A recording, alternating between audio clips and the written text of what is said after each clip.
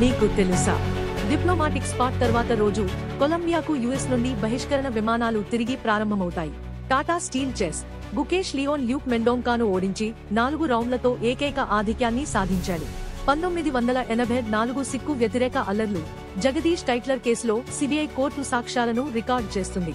పిఎస్పిసిఎల్ లైన్మన్ metre reader లూధియానాలో అంటుకట్టుట కోసం పట్టుకుంది. Jimmy Buttler లేకపోవడం మధ్య హీట్ కావలీర్లను మళ్లీ కాపలాగా పట్టుకోవటానికి ప్రయత్నించండి. కిలా రాయ్పూర్ ఆటలలో బుల్లక్ కార్ట్ రేసులు మరోసారి 2036 ఒలింపిక్స్ కు ఆతిథ్యం ఇవ్వడానికి భారతదేశం బలమైన పుష్.